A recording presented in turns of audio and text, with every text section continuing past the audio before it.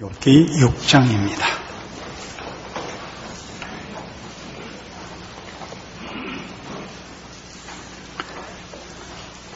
오늘 본문은 욥기 6장과 7장 두 장인데, 지난번에도 그리했듯이 쓰여진 본문의 뜻을 이해하는 것을 먼저 하겠습니다.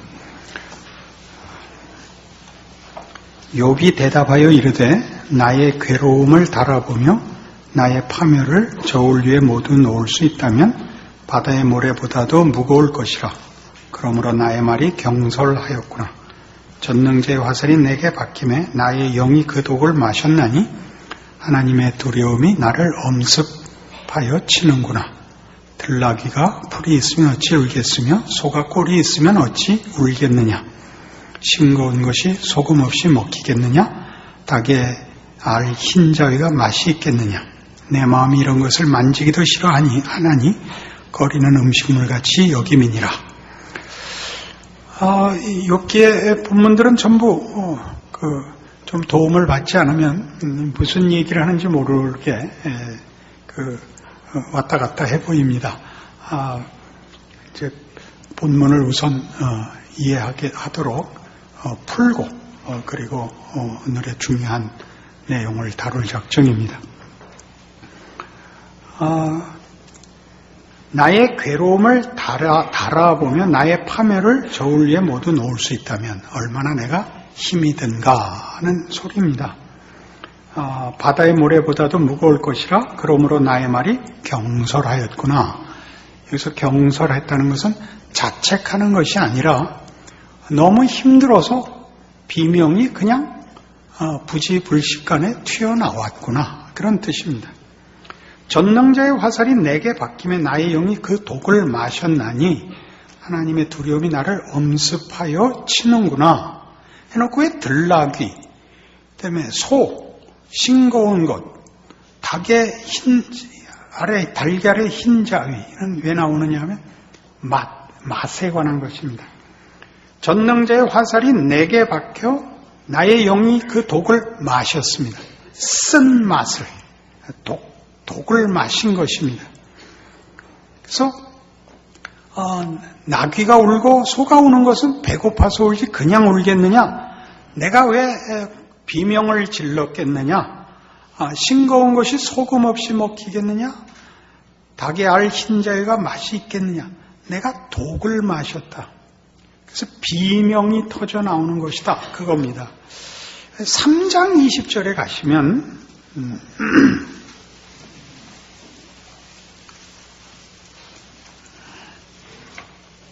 어찌하여 고난당하는 자에게 빛을 주셨으며 마음이 아픈 자에게 생명을 주셨는고, 이 마음이 아픈 자에게라는 것이 마음이 쓴 자에게라는 뜻입니다.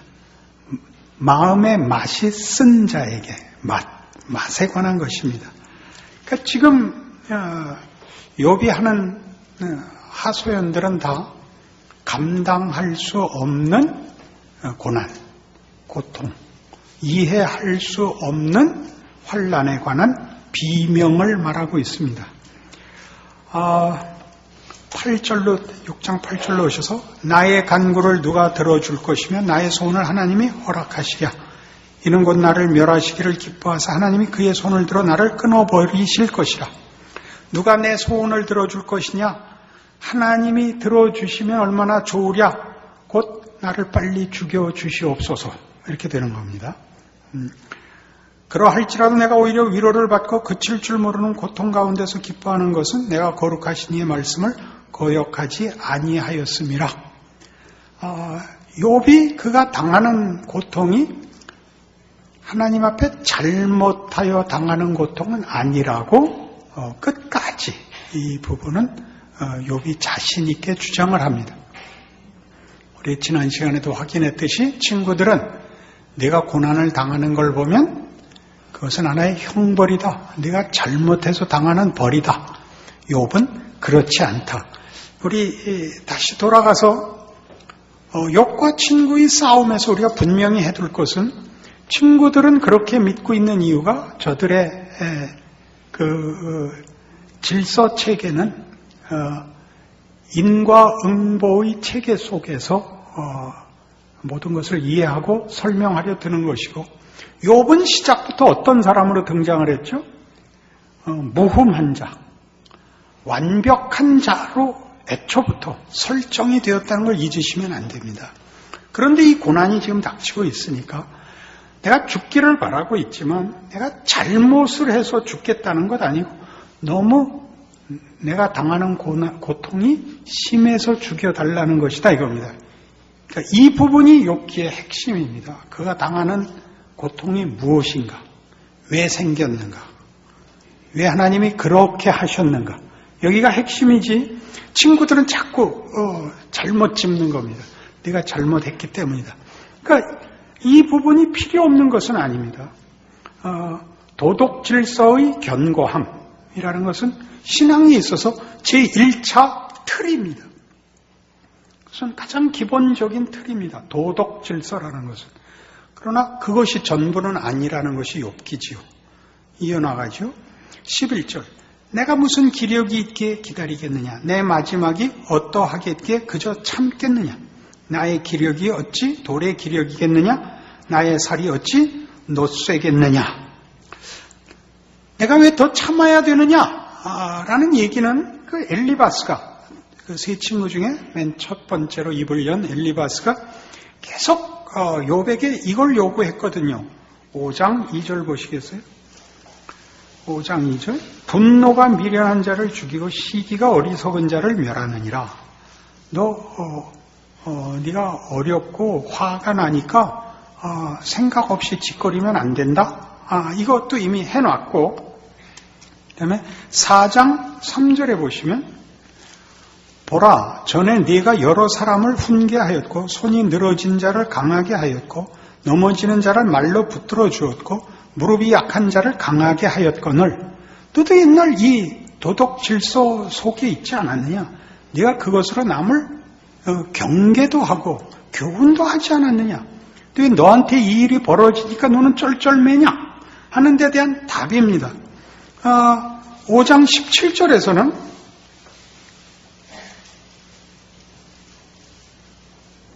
볼지어다 하나님께 징계받는 자에게는 복이 있나니 그런즉 너는 전능자의 징계를 업신여기지 말지니라. 엘리바스가 계속 도덕 질서의 체계 속에서 그 욥을 교훈하고 책망도 하고 그렇게 위로를 하는데 욥은 끊임없이 이건 그 문제가 아니다라고 답하는 부분입니다. 그러면서 내가 죽겠다고 하는 것은 내가 자폭을 말하는 것이 아니고 내 잘못을 그냥 끌어안고 회개하지 않고 죽어버리겠다고 고집을 부리는 것이 아니라 내가 이해할 수 없는데 이해를 하는 것이 급선무가 아니라 참을 수가 없어서 그런다 이런 얘기입니다. 그래서 14절 이하를 보시면 13절 나의 도움이 내 속에 없지 아니하냐 나의 능력이 내게서 쫓겨나지 아니하였느냐. 이 13절의 중요함은 이겁니다. 나에게 일어난 일을 나는 이해할 수도 설명할 수도 없다. 너희가 나한테 하는 얘기와 내가 예전에 했던 그런 신앙의 도덕 질서 체계 속에서는 이해할 수 없는 것이다. 그것으로 답이 되지 않는다.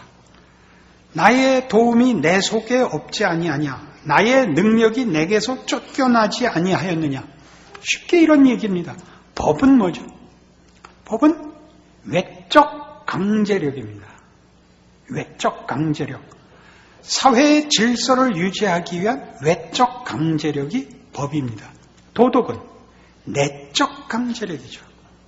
인간이 가지는 인간의 가치와 명예에 대한 내적 동기입니다. 도덕은 강요할 수가 없죠. 도덕은 스스로 자신을 낮추지 않겠다고 스스로 결심을 하지 않는 한 동력을 받을 다른 이유가 없습니다. 지금 하는 얘기가 그렇죠. 내 속에 동력이 없다.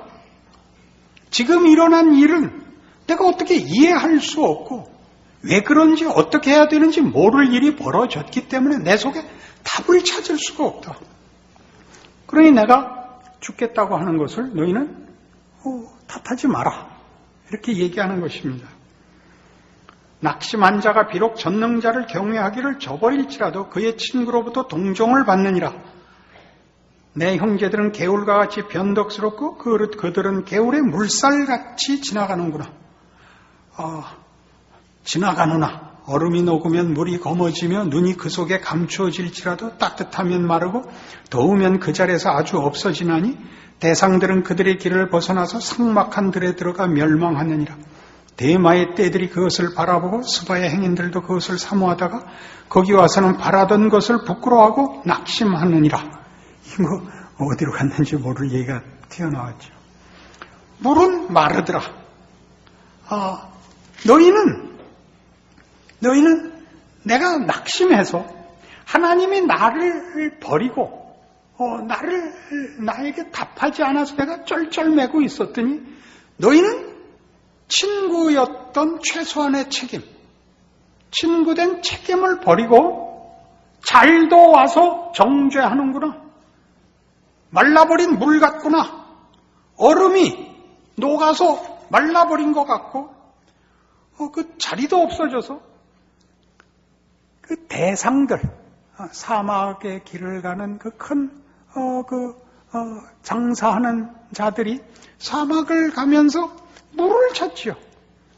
물을 찾아 헤매다가 못 찾아서 죽어가는 것 같고 대마의 떼들이 그것을 바라보고 스바의 행인들도 그것을 사모하다가 대마의 떼들이, 대마는 지명인데 또 아마 이렇게 그 위에 있는 대상들인 것 같고 스바의 행인들도 그런 다들 사막을 여행하는 사람들을 가르칩니다. 물 찾아 헤매다가 여기는 물이 있는가 보다 하고 거기 와서는 바라던 것을 부끄러워하고 낙심하느니라. 찾다가 못 찾아서 그 물 찾아 헤매다 못 찾으면 죽는 거지요. 너희는 꼭 그 꼴이구나. 그 친구들을 지금 나무라는 장면입니다. 그 뒤에 구절을 보시면 분명해집니다. 이제 너희는 아무것도 아니로구나. 너희가 두려운 일을 본즉 겁내는구나. 내가 언제 너희에게 무엇을 달라고 말했더냐? 나를 위하여 너희 재물을 선물로 달라고 하더냐? 내가 언제 말하기를 원수의 손에서 나를 구원하라 하더냐? 폭군의 손에서 나를 구원하라 하더냐? 너희는 어쩌면 그러냐? 내가 만일 하나님한테 미움을 받아서 쫓겨났다고 하자. 그럼 이제 희망이 없는 사람 아니냐? 그럼 니들이 나를 동정해야지. 왜? 말이 돼요, 안 돼요? 여러분, 예수 믿으면서 제가 보는 가슴 아픈 일 중에 하나입니다. 우린 예수 믿었고 저 사람들은 안 믿고 있습니다. 불쌍하죠. 가서 욕할 필요 없고 정죄할 필요 없죠. 근데 우리가 예수 믿은 것을 적극적으로 확인하고 자랑할 게 없으니까 부정적으로 확인을 하기 시작을 했어요. 예수 안 믿는 자를 욕하는 것으로 확인하고 신앙생활을 잘 못하는 사람을 꾸짖어서 자기를 확인하기 시작을 했다고요. 그러니까 교회가 재미가 없죠. 욥의 말이 정확히 그렇잖아요. 내가 하나님한테서 쫓겨났다고 하자. 그럼 난 끝장 아니냐? 그런데 뭘 와서 또 난리를 치냐? 이미 끝장났는데. 굉장한 반어법이죠. 안 그래요? 예수를 믿으면 왜 이렇게 넉넉하지 않지요? 이렇게 사납고 그렇게 못 살게 굴지요?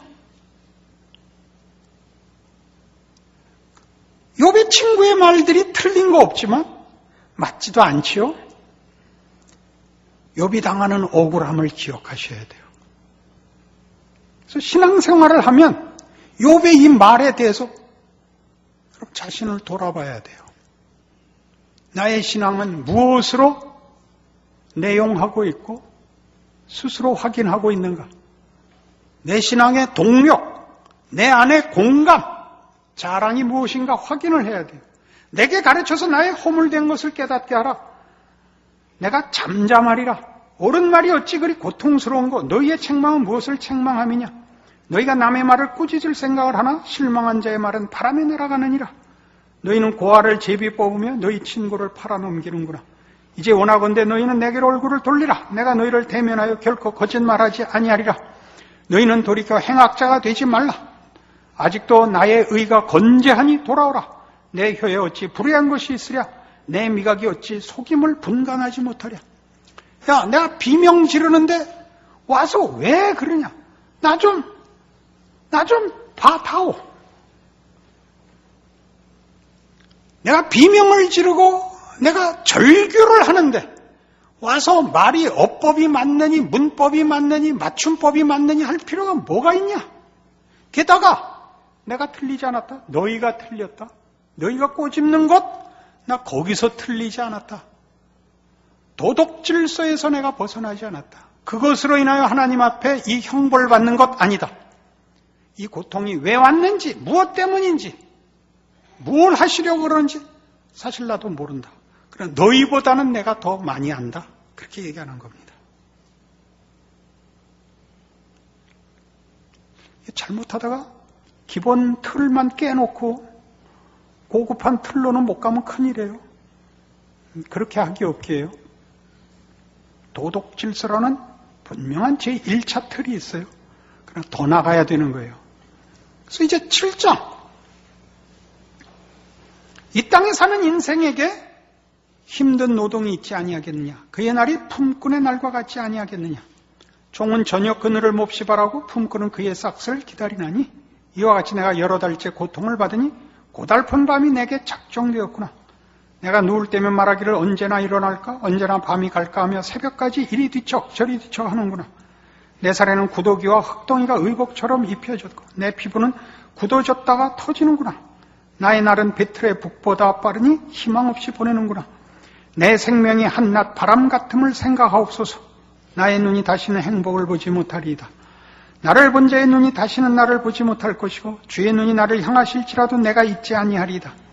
구름이 사라져 없어짐같이 서울로 내려가는 자는 다시 올라오지 못할 것이오니 그는 다시 자기 집으로 돌아가지 못하겠고 자기 처소도 다시 그를 알지 못하리이다. 지금 욥은 친구들의 실문에 답하다가 이제 돌아섭니다. 저들에겐 답이 없기 때문입니다. 하나님께 돌아섭니다. 하나님께 이렇게 얘기합니다. 하나님, 인생은 고달픕니다. 하나님, 인생은 고달픕니다. 하나님 이렇게 고달프게 하셨습니다. 전쟁 때와 같고 품꾼이 일하는 것 같은 것이 인생입니다. 빨리 끝나는 것밖에 바랄 것이 없는 것이 인생입니다. 라고 이제 하나님 앞에 하소연하기 시작합니다.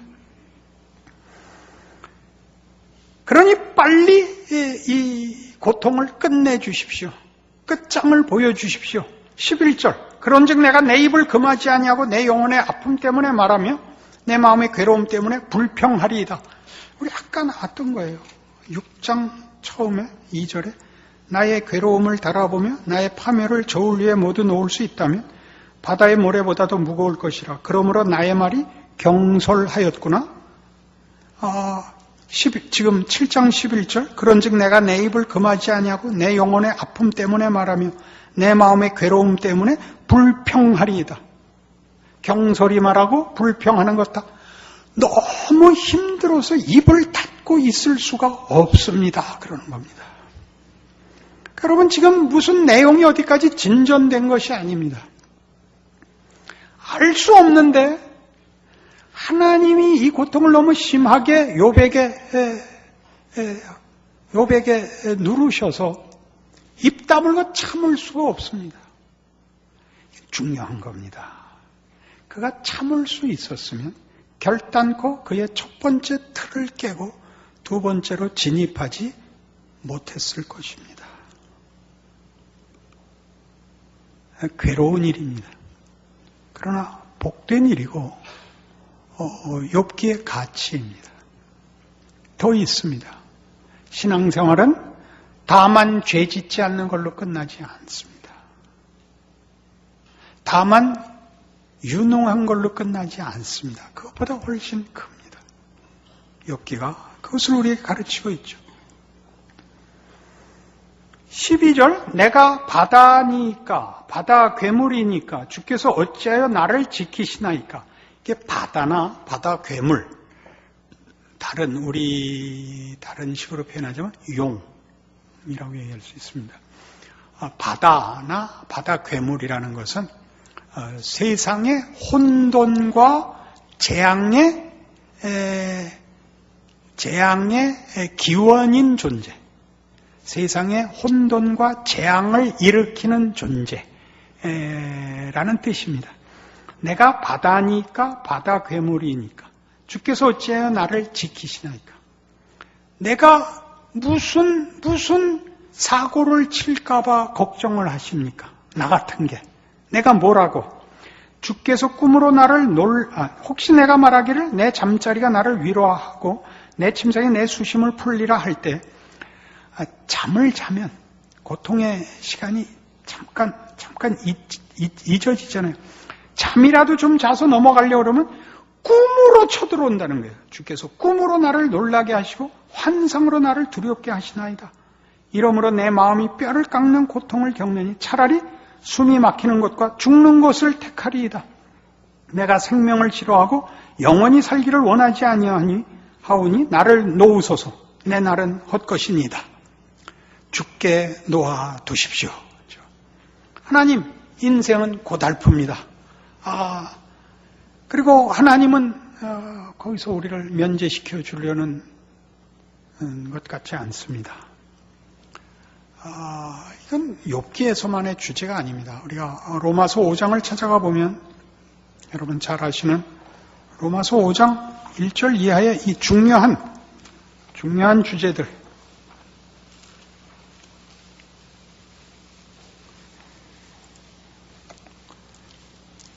로마서 5장 1절, 그러므로 우리가 믿음으로 의롭다 하심을 받았으니 우리 주 예수 그리스도로 말미암아 하나님과 화평을 누리자.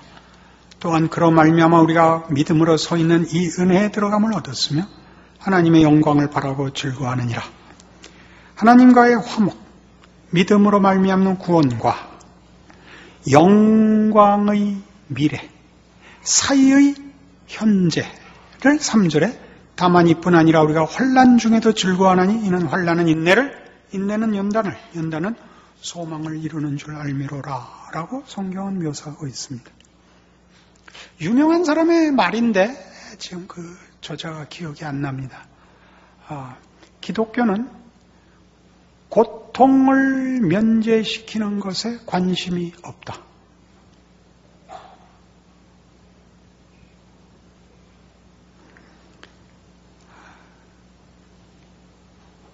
예수 그리스도의 죽으심을 논할 때 5장 8절에 우리가 아직 죄인 되었을 때 그리스도께서 우리를 위하여 죽으심으로 하나님께서 우리에 대한 자기의 사랑을 확증하셨느니라. 그렇죠? 그래서 우리는 이 사랑을 근거로 하여 현실적 보상을 성급히 기대합니다.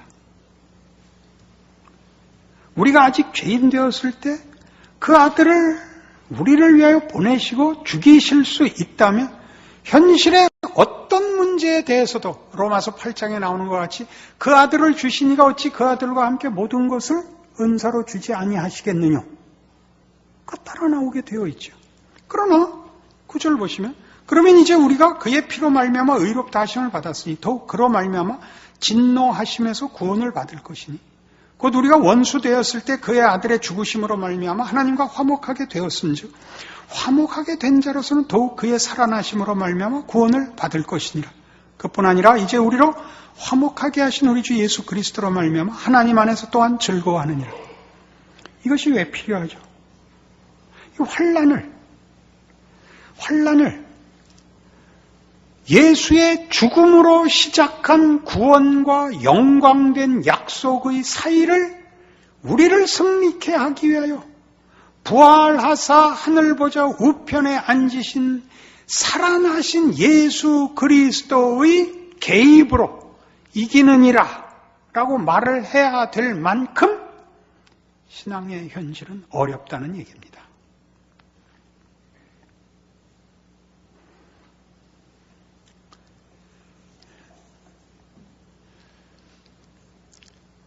기독교 2000년 역사 속에 신앙이 뭐냐 하는 문제는 늘 최고의 기독교 내에서의 관심사였습니다. 가장 크게 강조된 것은 어느 때나 내세적인 것입니다. 죽어 천국을 가자. 영생을 얻자. 근데 지금은 뭐 하는 거냐? 우리 잘 아는 대로 전도하자. 믿음을 지키자. 그래서 전도하자는 이제 부흥시대에 나온 것이고, 믿음 지켜, 죄 짓지 말고, 잘 버티다가 빨리 죽자. 여서 이런 유명한 얘기가 있습니다. 19세기 미국의 부흥운동 때 이제 그 천막을 쳐놓고 전도 집회를 하는 겁니다. 교회 갖고 모자라서 천막을 크게 치고 사람들 오기 좋은 데다 천막을 치는데 그때 뭐 아스팔트 만들기 전이라서 이 땅이 질퍽질퍽하는 겁니다. 비라도 오면 마른 날은 먼지가 풀풀 나고. 그러니까 이 천막 안에 쭉 이렇게 의자들을 놓고 가운데에 톱밥을 뿌려놓는 거예요. 질척거리지 말라고. 그러면 이제 부흥사가 설교를 다 하고 그 예수를 영접하는 사람 앞으로 나오라고. 미국식 영접입니다. 그리고 그 톱밥길을 걸어 나간다 그래요. 톱밥 뿌려놓은 가운데 길을 걸어 나가서 영접하고 회개하고 그리고 돌아 나가서 추록에 치여 죽는 게 최고의 복이래요. 그 말 알아들으시겠죠? 고달픈 인생이니까 살아생전의 신앙인이라는 게 무슨 의미인가? 사실 기독교 신앙에서 아직까지도 제일 문제인 거지요. 뭔가. 그게 욥기입니다. 욥은 계속 뭐라는 거예요? 나 하나님을 내가 거역하거나 죄 지은 것 없다. 그러니 빨리 죽여주십시오 하네요. 그게 다죠. 근데 안 죽이시는 거 아니에요. 살아서 그가 2배의 복을 누려야 돼요. 그러니까 그러려면 이 고통의 과정을 지나가야 되는 거예요. 그게 이 싸움이죠. 어디 갔어요? 다시 욥기로 돌아오셔서 그래서 뒷부분 보세요.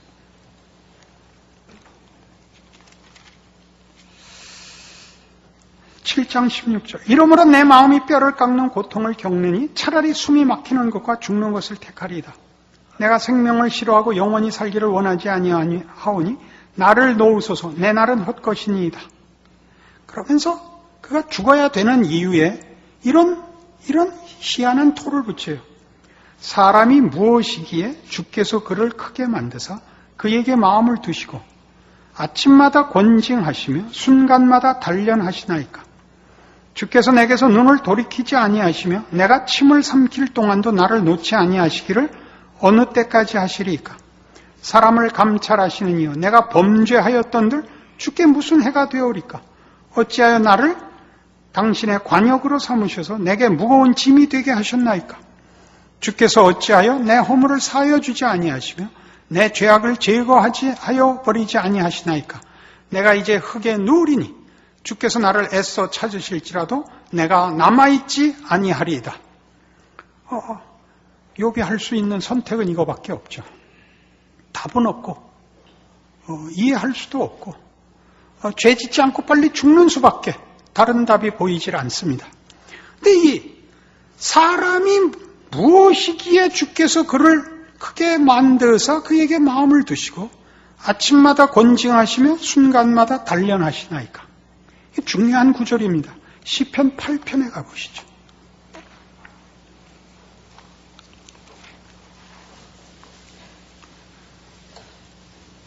시편 8편 놀라운 찬송시입니다. 여호와 우리 주여 주의 이름이 온 땅에 어찌 그리 아름다운지요. 주의 영광이 하늘을 덮었나이다. 주의 대적으로 말미암아 어린아이들과 젖먹이들의 입으로 권능을 세우시며 이는 원수들과 보복자들을 잠잠하게 하려 하심이니이다. 주의 손가락으로 만드신 주의 하늘과 주께서 베풀어 두신 달과 별들을 내가 보으니 사람이 무엇이기에 주께서 그를 생각하시며 인자가 무엇이기에 주께서 그를 돌보시나이까. 이 말을 반어법적으로 쓰고 있습니다. 그를 하나님보다 조금 못하게 하시오. 영화와 존귀로 관을 씌우셨나이다. 주의 손으로 만드신 것을 다스리게 하시고 만물을 그의 발 아래 두셨으니 곧 모든 소와 양과 들짐승이며 공중의 새와 바다의 물고기와 바닷길에 다니는 것이니이다. 여호와 우리 주여, 주의 이름이 온 땅에 어찌 그리 아름다운지. 여기서는 인간의 존귀와 영광을 하나님께 찬송합니다. 하나님이 인간을 얼마나 높게 귀하게 만드셨는가를 감탄하고 있습니다. 동일한 구절을 욥기 지금 우리 보는 7장에서는 사람이 무엇이기에 주께서 그를 크게 만드사 그에게 마음을 두시고 아침마다 권징하시며 순간마다 단련하시나이까. 사람을 감찰하시는 이여 내가 범죄하였던들 주께 무슨 해가 되오리까. 어찌 나를 당신의 관역으로 삼으셔서 내게 무거운 짐이 되게 하셨나이까. 이게 둘이 묶여 있는 것입니다.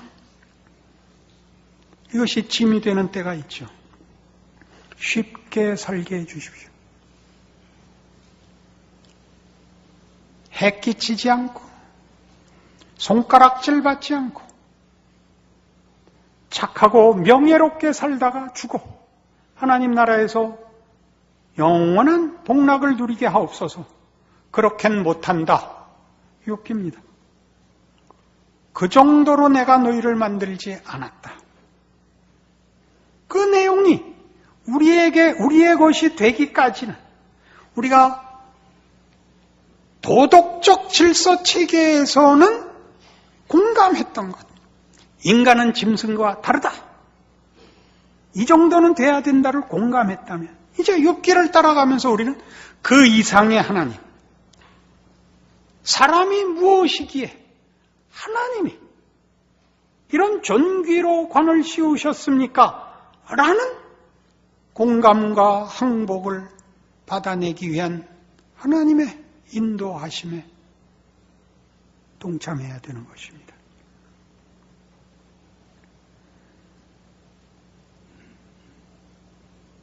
기독교 신앙이 우리가 아는 상상과 소원의 최고가 아니라는 얘기죠. 그것보다 더 크다는 거죠. 하나님이 원하시는 신적 기뻐하시는 자리, 거기를 가려면 우리는 어쨌든 환골탈퇴를 해야 되는 것입니다. 그래서 우리의 구원은 말로 되는 것이 아니요, 법칙으로 되는 것이 아니요, 성자 하나님께서 와서 죽으셔야 했던 그런 방법으로 이루어지고 있는 것입니다. 예수를 믿는다는 말이 하나님께 어떤 고통이며 극심한 희생과 헌신이었는가를 놓치면 우리의 기독교는 다만 도덕성이 되며 다만 잘잘못이 되며 다만 자랑과 성공에 불과해집니다. 그것보다 큽니다. 이 길을 가는 데는 환희에 차서 웃으며 기쁨으로 갈 수는 도저히 없다고 생각합니다. 울며 비명을 지르며 공포에 떠는 두려움과 간청과 비명으로 얼룩질 수 있습니다. 그것은 십자가상에서 정확히 예수님께서 하신 그대로 나의 하나님 어찌하여 나를 버리시나이까와 연결되어 있지 않습니까? 하나님께도 쉽지 않았던 일인데 어떻게 우리는 쉬워야 된다고 욕심을 낼 수 있습니까? 그렇게 간단한 것은 아니라는 얘기죠.